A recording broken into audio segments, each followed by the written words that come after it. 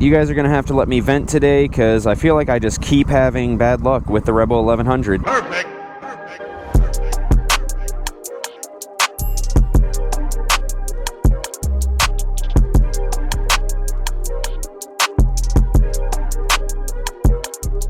There's a ladybug on the tire. I need to get that guy to safety. Be free.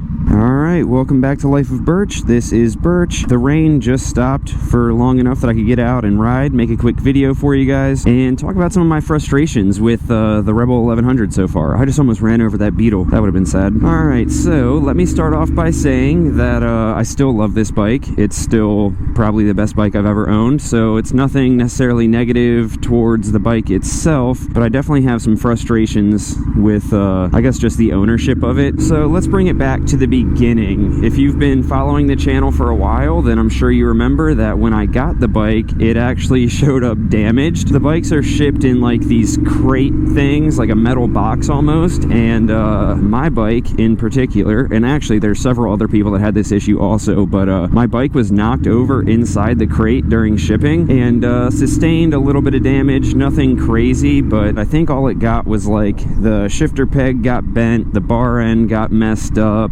and I want to say maybe like one other thing. So nothing crazy. It's not like the tank got dented or it's not like the bike was inoperable, but it was still annoying because I put my deposit down in November and then I didn't even get the bike until March, and when it came in I had to wait a little bit longer for them to fix everything, and honestly I'm just glad that they even had the parts to fix it in the first place. So that's what started off my kind of string of bad luck with the bike. So then, you know, with a new bike, especially with all the product delays and everything from COVID, everything was delayed, and obviously when you get a new bike you're just excited to start doing stuff to it and modifying it, and one of the first things that was available was the exhaust from Two Brothers, which I'm rocking right now and I love. But that was the second part of my speed bump, the second part of my string of bad luck with the bike. So I waited for the exhaust to be ready, waited for it to get shipped out. I got it. I was super excited. I set up all my equipment to do an install video. I unboxed it, and what do you know, it got damaged in shipping also. What's going on here? Out here hacking up a big tree?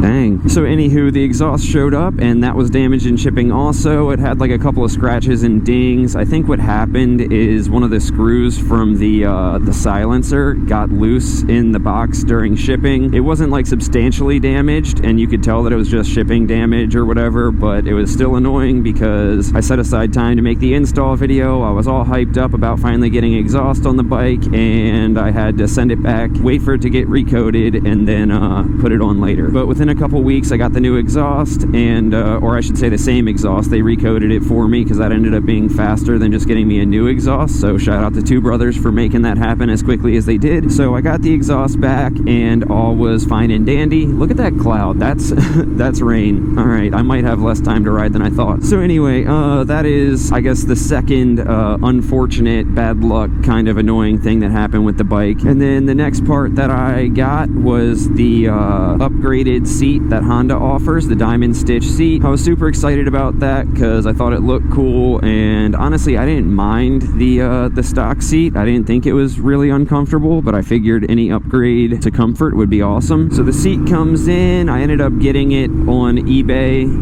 faster than I could get it through my local dealer. Looked good. I was all stoked. I put it on and it ended up being less comfortable than the stock seat.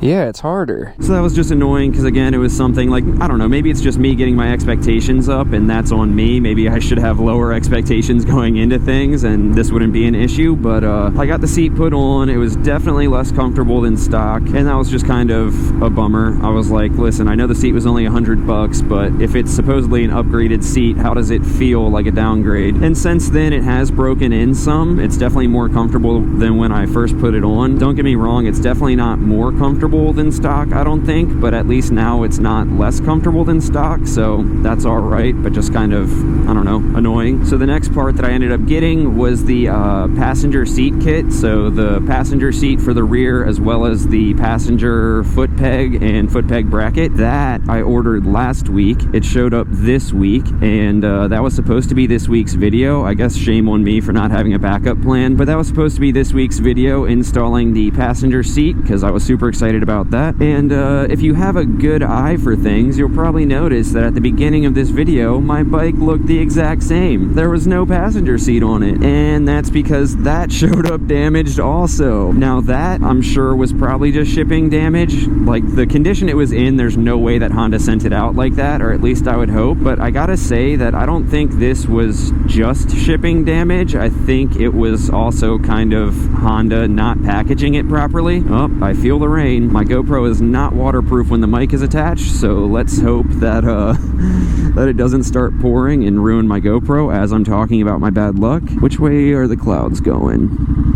I guess I'm safe going this way. So anyway, yeah, the passenger pegs, again, I set everything up for an install video, and maybe I should start like unboxing things before I get everything all set up for a video, but I feel like unboxing is part of like the cool part of an install video because you get to see my reaction and everything. But so anyway, I get everything set up, I go to open it, and the first thing I looked at was the seat itself, and I was like, man, seat looks good, awesome. It had like a little like white spot of paint on it or something, but it started chipping off, so I was like, whatever, I'll just use like nail polish remover and get that off or something. Didn't really think anything of it, and then I moved on to the actual like left side passenger peg bracket, and it started off really cool because I was like, wow, it's already put together for me. With my 500, it wasn't put together, and it had a bunch of tiny little parts that I had to like configure into the bracket. But then I looked at it closer, and the whole entire thing was just like scratched up. The bracket had like some serious scratches at the top of it and had a couple dings on it. Each of the foot pegs itself had either like a ding or a scratch on it, and I think it's because the way that they package it up, they actually put the right side peg inside the bubble wrap with the left side bracket. So I'm like, why would you do that? Like, all that's protecting it is a thin layer of bubble wrap, and you just have metal on metal intentionally wrapped together? That doesn't make sense. So it looks like the one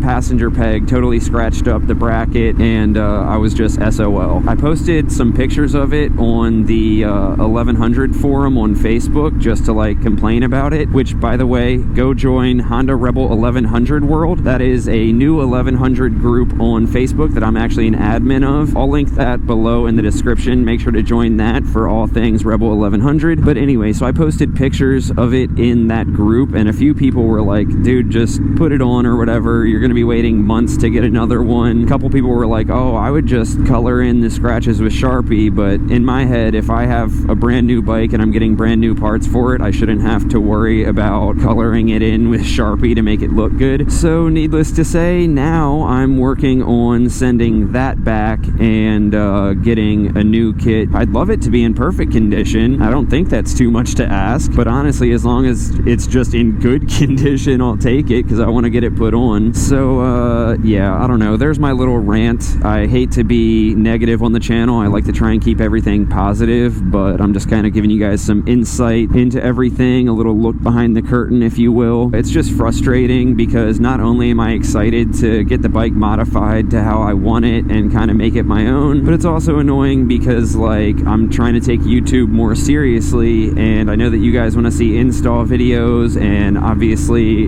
it's a lot easier to keep content fresh when I have a consistent supply of parts that I can put on the bike. So when I can't get parts, it's kind of hard to keep content fresh. Like, there's only so many times you guys want to see me go to eat tacos and ride around downtown Annapolis. As much as I love doing that, it's just like a weird crossroads I've been at lately as the channel gets bigger, trying to balance the content that I want to make and the content I like making with content that I know will get a lot of views. And I know I shouldn't be thinking that way, but I also work full-time on top of YouTube. I'm not cool enough to be a full-time YouTuber yet, so it's just hard when like I'm like, all right, I only have 2 days off this week where I can make a video. I can either spend 3 hours going out and riding and doing an adventure and make a video that will get 5,000 to 8,000 views, or I can do an install video of parts that people are interested in and it'll get 70,000 views. So then when those parts come in and they're damaged, it kind of screws everything up. So yeah, anyway, sorry for the negativity negativity. I don't mean it to come across that way, just filling you guys in on kind of what's been going on, and hopefully before we know it, we'll have an influx of parts that I can be installing and getting this thing shredding the way that I want it to. And I don't know, maybe I'll have to go to like my post office or UPS or FedEx, wherever it is, and slap them around a little bit and tell them to treat all my aftermarket parts better. I think that's going to do it for today's video. Just a quick little rant and ramble about the bad luck and annoyances that I've had with this bike so far. Make sure to subscribe if you haven't already. Of course, also make sure to give the video a big thumbs up if you haven't already, so the YouTube algorithm knows that I'm doing something right and shows it to more people. And I'll catch you in the next one. Love you guys. Peace.